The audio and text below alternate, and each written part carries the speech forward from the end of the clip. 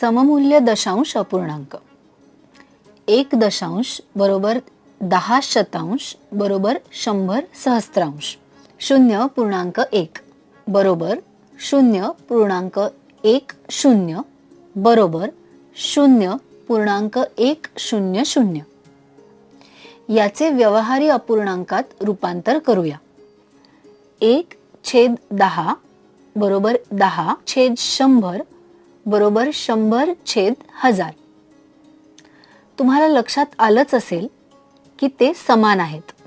म्हणजेच 0.1 बरोबर 0.10 बरोबर 0.100. ज्या दशांशाची किंमत समान असते त्या दशांशाला सममूल्य दशांश असं म्हणतात. आपण आणखी एक उदाहरण पाहूया. 1.53 1.530 हे दोन्ही समान आहेत कारण अंकाच्या शेवटी 0 लिहिलंय, तरी त्यामुळे दशांशाची किंमत बदलत नाही. 153/100 बरोबर 1530/1000. उदाहरणार्थ पुढील संख्यांमध्ये दशांशाची स्थाने समान आहेत. उदाहरणार्थ 2.1 3.4 485.9 या सर्व दशांश संख्यांमध्ये एकच दशांश स्थान आहे. आपण अजून एक उदाहरण पाहूया.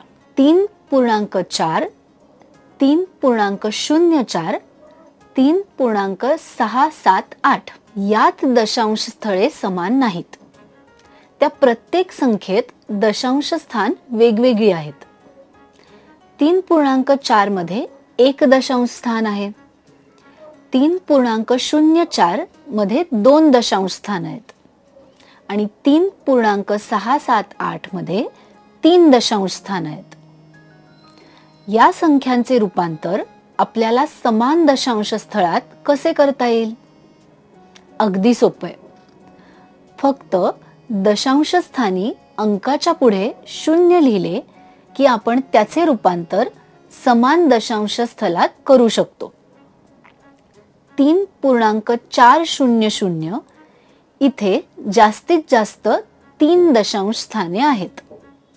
म्हणून 3 दशांश पूर्ण होण्याकरिता आवश्यक तेवढे 0 द्यावेत.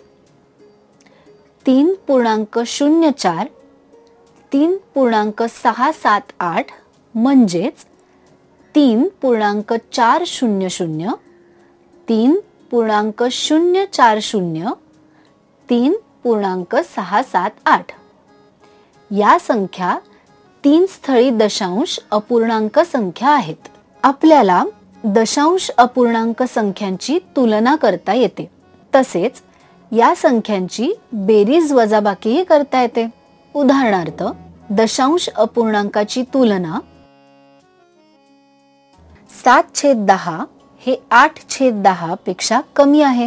म्हणजेच 0.7 हे 0.8 पेक्षा कमी आहे.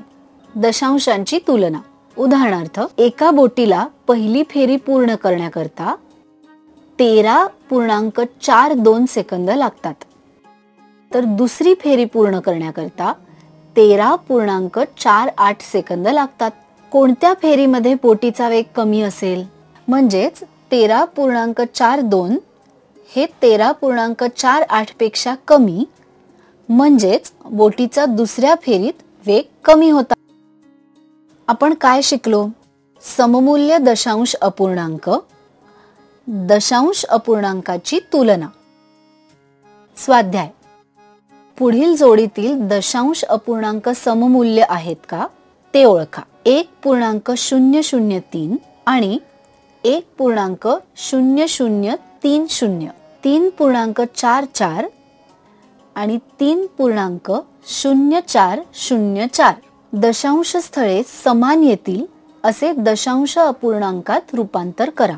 3.4 आणि 5.43 2.003 आणि 2.3 4.13 आणि 41.2 तुलना करा.